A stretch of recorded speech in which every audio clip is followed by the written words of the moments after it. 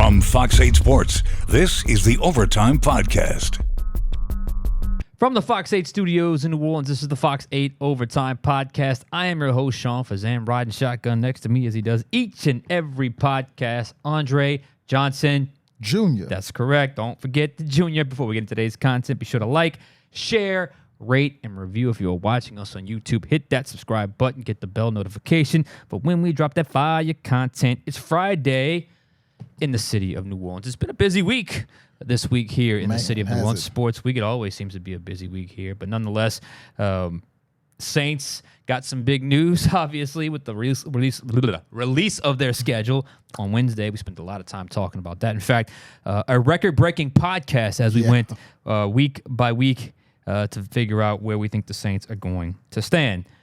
For today's podcast on this Friday, it's time to really get into the roster and compare it to last year. Remember, they're coming off of a season last year, despite the negativity around the organization. They're coming off of a 9-8 season with the roster that got them to 9-8 and on the doorsteps of the playoffs. So as much as it felt like a disaster on the outside, they were fairly close, very close to getting into the postseason a season ago.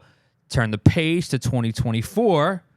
Can they do it again? And is the roster any better than what it was a season ago? In particular, in today's pod, we're going to start on the offensive side of the ball. Right, because really as you start to look at it, we're past free agency, or at least the big wave of free agency. We've gotten past the draft. So we kind of touched on it maybe about 2 months ago. Yeah. Is this team in a better place now than they were in January when the season ended? Now that we've gotten through free agency and the draft, we can really take a closer look at the team and see running back, quarterback, receiver, tight end, offensive line. Are they better? And we're going to start with the quarterbacks. Yeah, I think it's interesting because sometimes you have a vision or you have a feeling, but when you see those names stacked up next to each other, then you really start to kind of organize and feel, okay, this is where they're better, this is where they're worse. So starting at the quarterback position, you could take a look. 2023, the quarterback room looked like this: Derek Carr, Jameis Winston, and Jake Haener. 2024, the quarterback room looks like this: Derek Carr, Spencer Rattler, Jake Haener, and Nathan Peterman. So when you stack those two quarterback rooms next to each other, side by side, sitting here today, again, very important, today, we may change this in a year from now, but today you have lost a quarterback with, 70 to 75 starts as your backup, and you have gained a quarterback that, once again, has not taken any snaps as a quarterback in the NFL.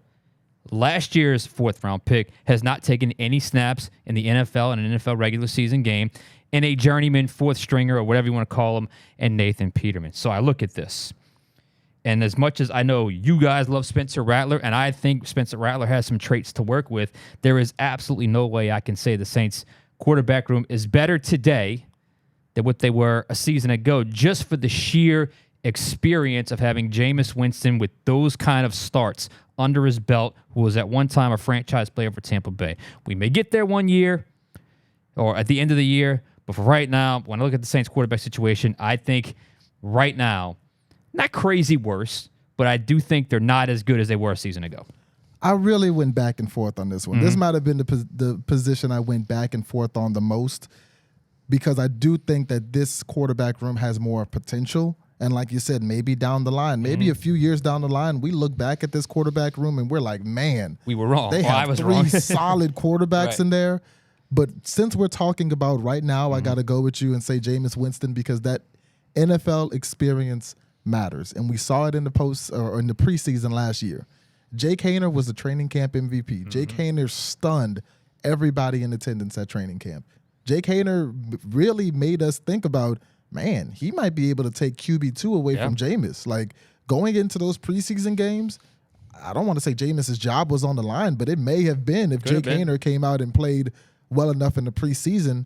But when the two of them did hit the field, you saw the difference in experience. You saw Jameis Winston shine in the preseason, and you saw that Jake Haener, while he made some good throws, he made some good plays, he still had a little bit to work on, because that was his first real NFL action.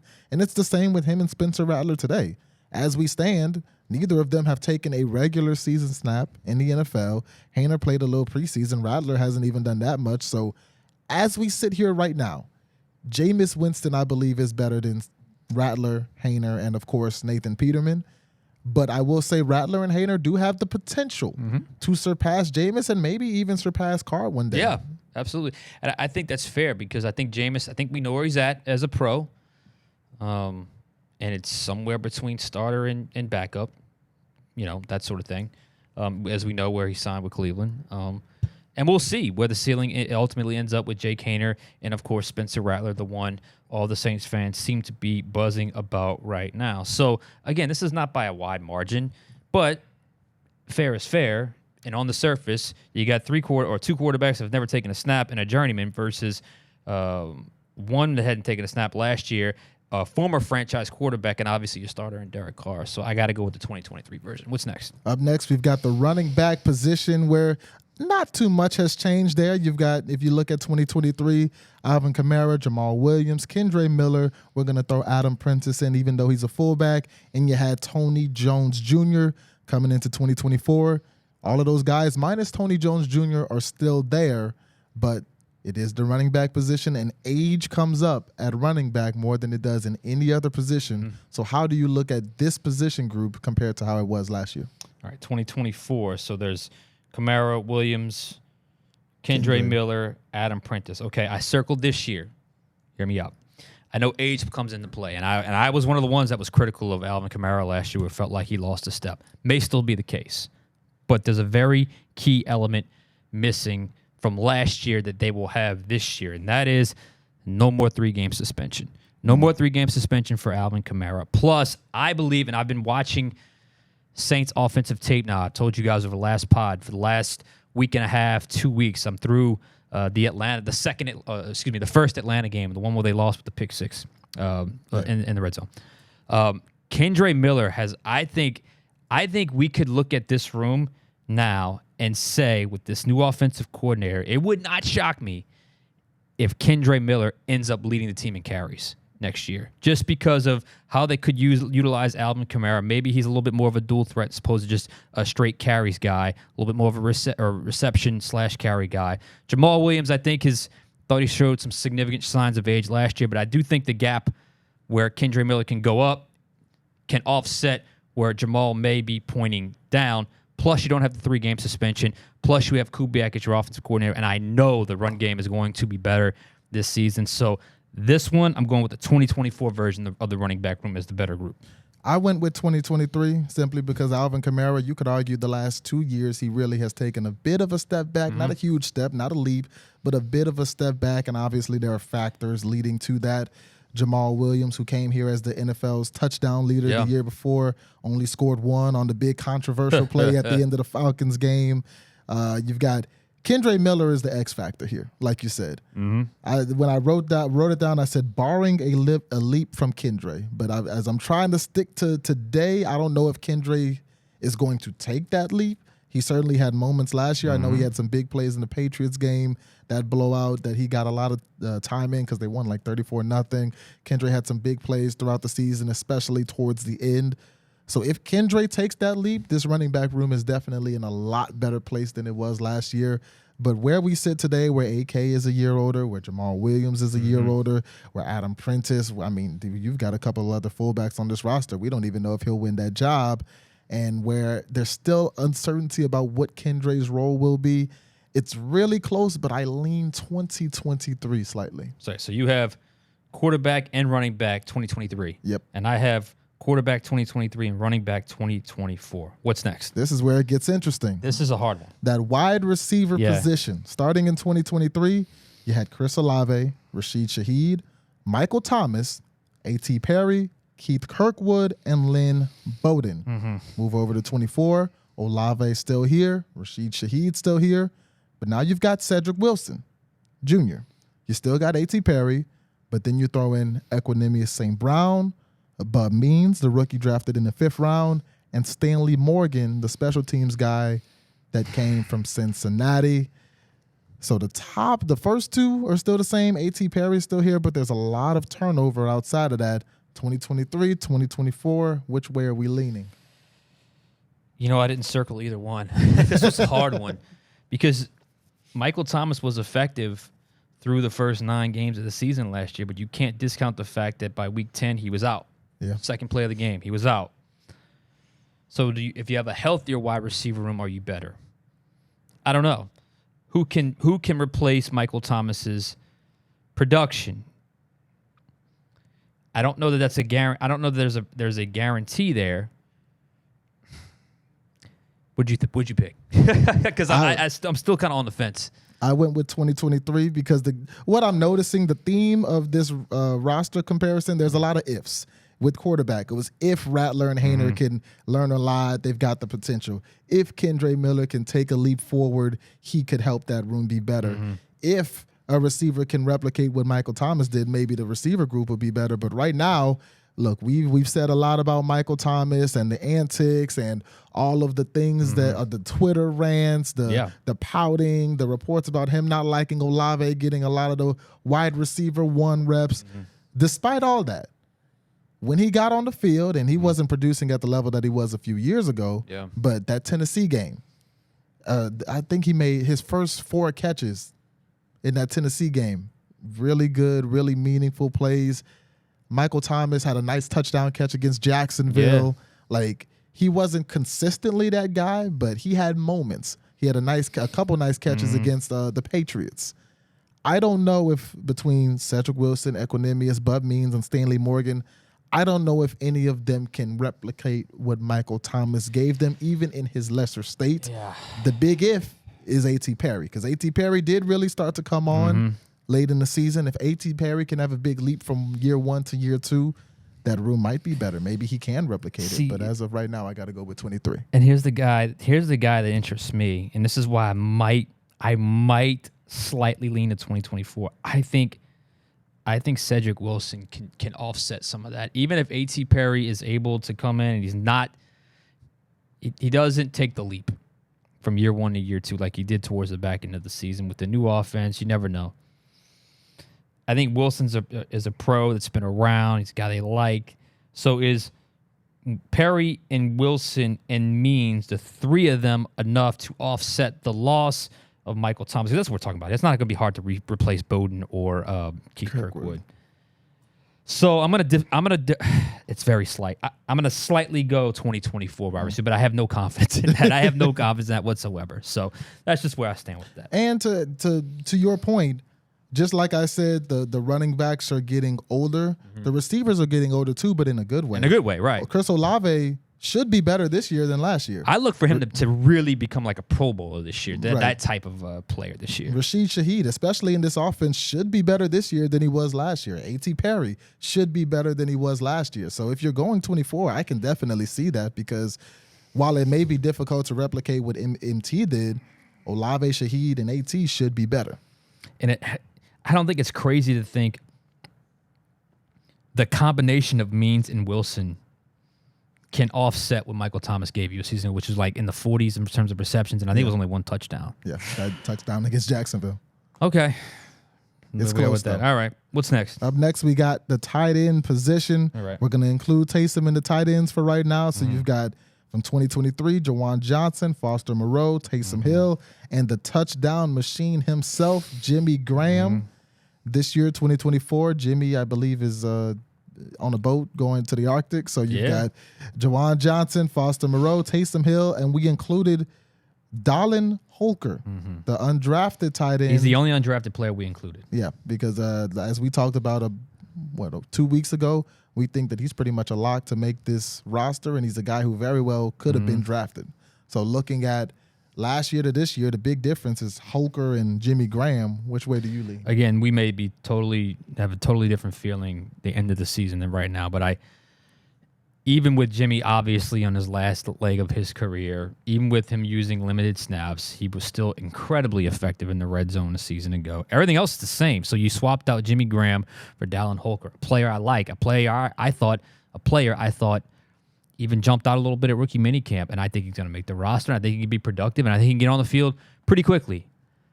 But much like the quarterback position, I simply can't go with an unproven player, in particular, in this case, undrafted player, over the proven production, despite it being somewhat limited. But it was very specific a season ago with Jimmy Graham. So I'm sorry. I have to go with the 2023 set of tight ends. See, I'm going to go 2024. Okay. Because one position, and it doesn't get talked about as much, but I think one position that is really going to benefit from having Clint Kubiak here is that tight end room. We've talked about this, I've said it before. The tight end room last year, not counting Taysom, the 7th fewest yards in regards to tight ends throughout the league. The 49ers, where Kubiak was, they had the 7th most. Now, obviously, George Kittle is a part of that, but you're bringing a guy with a mindset to get his tight ends involved. I think that Jawan Johnson, Foster Moreau, and there were, a little bit of injury there last season. There was a little bit of uncertainty. Yeah. It's hard when you're only taking a small percentage of snaps. You're on one play, you're off another play. And then Dallin Holker, like you said, his impact is to be seen. But Jimmy Graham was really only making an impact when you were within that 10-yard line. That's really the only time that they looked towards Jimmy Graham. It's a good time to make an impact. It's a great time to make an impact. But I think Holker might be, if he can fight his way into some playing time, he might be a guy who you can play from between the two 10-yard lines, and he could have an impact there. So with the lead that I'm expecting from that position, from Clint Kubiak coming in, Jawan Johnson with another year of experience being that tight end one, Foster Moreau giving you what it gives you, and I'm one of the players I'm most excited to see what they'll be in this new system is Taysom Hill. Everyone, yeah, absolutely. I mean, that's a new toy for any creative offensive mind, and you've got Kubiak coming in, so I think the tight end unit takes a leap in 2024. Yeah, that's the group where I can feel stupid by the end of the year. Maybe by week 5 I would feel stupid thinking that 2023's version was better just for the sheer presence of Clint Kubiak, but I gotta stay true to my core beliefs, and that is until an unproven player proves it, I gotta go with the guy that did prove it. And then last year, even him being basically a one-trick pony, Jimmy Graham in the red zone, it was still a very important one-trick pony, what he was able to do as a 37-year-old tight end. All right, where we finishing things off with? So we finish things off down in the trenches, the offensive line. You might have to squint to see this one. We got a lot of names. Trevor Penning, Andrus Peat, Eric McCoy, Ryan Ramczyk, Cesar Ruiz, James Hurst, Nick Saldiveri, Landon Young, and Max Garcia from 2023. You go into 2024, Trevor Penning, Taliese Fuaga, Eric McCoy, Ryan Ramczyk. Now, you see that asterisk next to his name. That's because he's reportedly could miss the entire season. So we don't really know if we're going to have Ryan Ramczyk, and it seems like the Saints have been operating as if they won't have him. You've also got Cesar Ruiz, Ali Udo, the recent signing in Lucas Patrick, Nick Saldiveri still here, and the 7th-round pick, Josiah Ezrin. Now, we've been talking all offseason about how the offensive line was kind of the weak point of this team. Is it weaker than it was last season? And it was a struggle at times last season. Yeah, I went back and forth with this one too. Because you got to factor in, Ramczyk couldn't finish the season last year. Right. You got to factor in that Penning couldn't finish the season as a starter last year, despite starting the season at left tackle.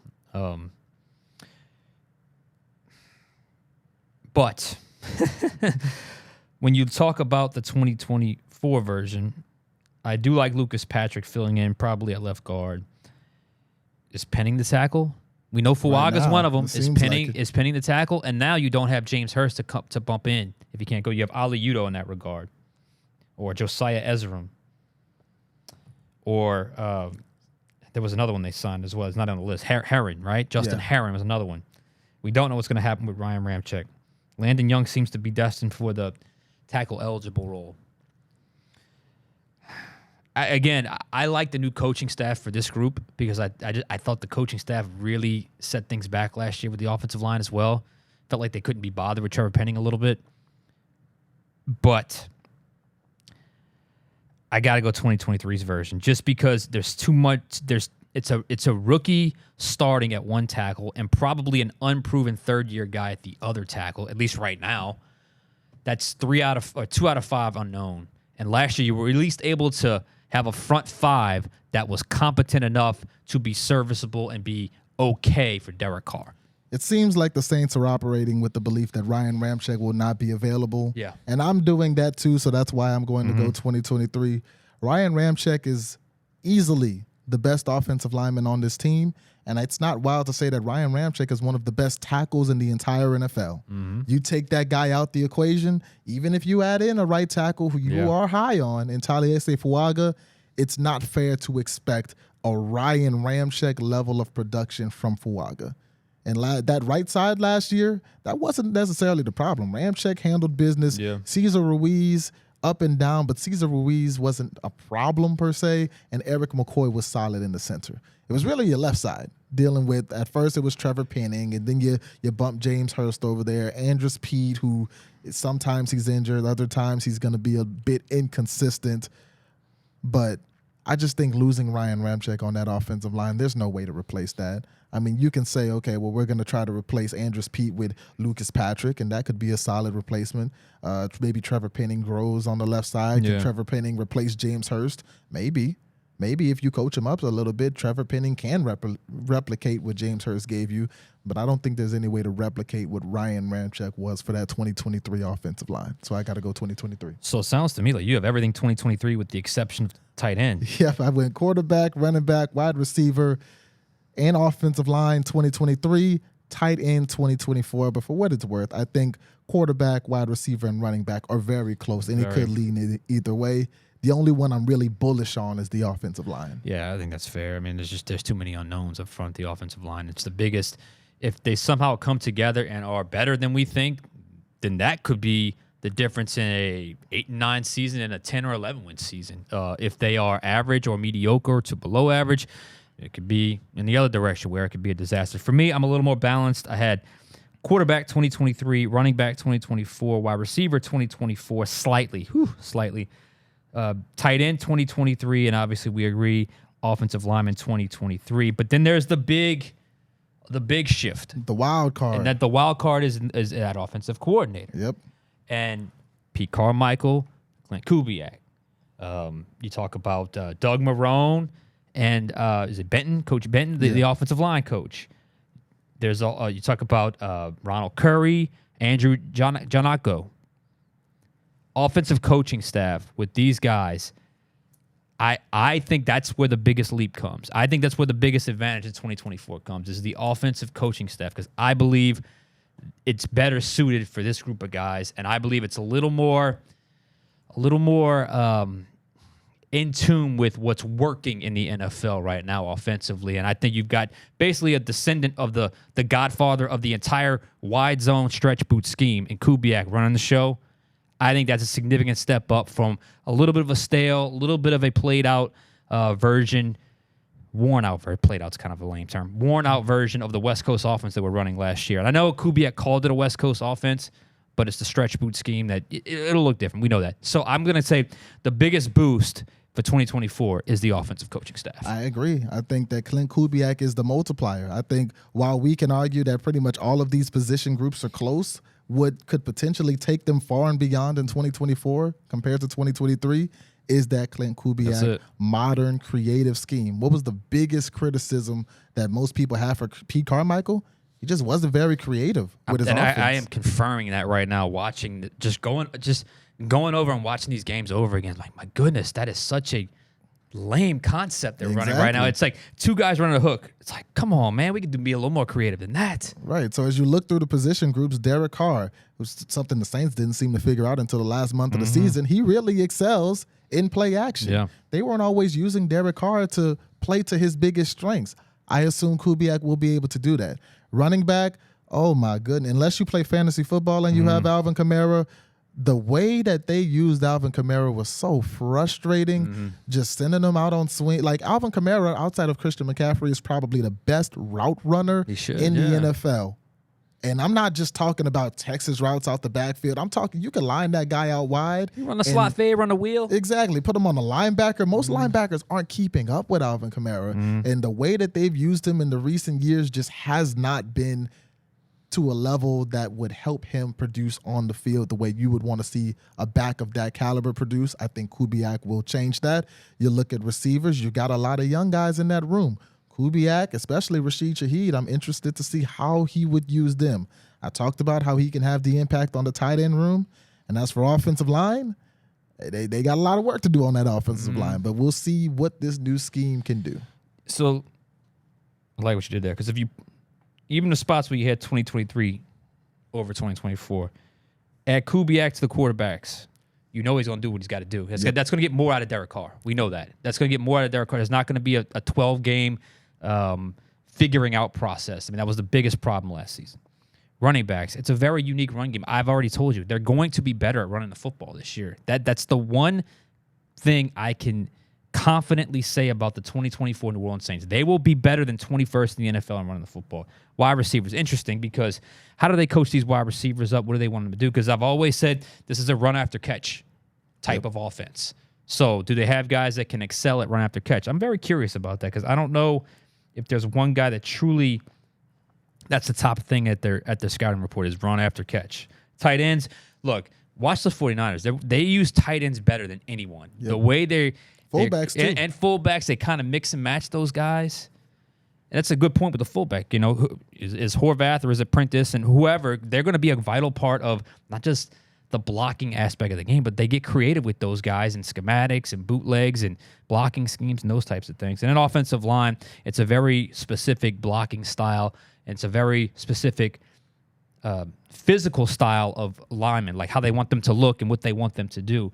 So, yes, I think the presence of Clint Kubiak can be a multiplying aspect. And I think if you're looking for some form of positivity, some form of optimism, some form of glass half full from the Saints offense this season, that's it. Yep. That's it. That's it. And it really is a razor-thin line. Remember, we're talking about a 9-8 team last year. And by the way, a 9-8 team that probably had better overall offensive numbers last year than we were giving them credit for or than anyone's giving them credit for. But I do think that could be the difference if there is something that's going to push them over the edge to where they want to go in 2024. I agree. If you're looking at it talent-wise, like I said, I think 2023 has a slight edge over 2024.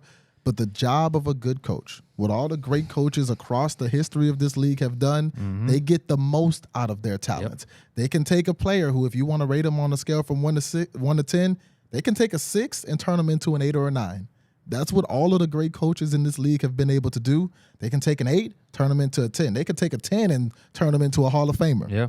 So that's the multiplier on this team. That's the part that will take a roster that, I mean, whether you think 2024 is less talented than 23, right around the same, maybe a little more talented, I don't think there's an argument that 2024 is leagues ahead of 2023 in terms of talent, but where it can be leagues ahead of is production. And that's what Drew Brees said when you talked to him at the open of his small sliders. He said he expects this offense to be a top 10, top 5 kind of offense in the league. And the guy who can take them there could potentially be Clint Kubiak. It could be Clint Kubiak, and I'm with you because you look at 2023, you look at 2024, both roster and schedule, not that much different. And if you believe in either side, it's not by much. Right. What is the biggest difference? That's it. It's Clint Kubiak. And we made that point plenty of times on this podcast, and I think that is, as we break it down from 2023 to 2024, all aspects of the offense, I think that's where the difference or the variance can come from, and hopefully that variance leads to more wins this season. Ooh, it's been a week this week, hasn't it? Oh, man, I need a nap. Need a nap after that one? You got anything planned this weekend? Let's see. Oh, yeah, we're going to see the new Planet of the Apes movie. Okay. We're going to Baton Rouge. I've heard good things about this restaurant called Supper Club, so we're going to I've heard about check that, too. that I've never out. been. Yeah, I've never been either. They say it's expensive, but they say it's good. Yeah. So we'll see how it goes. I might just chill this weekend. I don't know. Maybe just hang out, just chill around the house. I don't know. We got some stuff we're doing around my the grandma house. turns 100 this weekend, so I'm going to go see her. Happy Shout birthday. out Mommy Helen Johnson, part of the first graduating class from Booker T. Washington. How about that? So I'll be going to see her as well. 100 years young. Happy birthday. That is awesome. That's awesome. All right. That's a great way to end the week. Yeah, there we go. All right. For Andre Johnson Jr., I am Sean Fazende. We'll catch you guys next time on Overtime.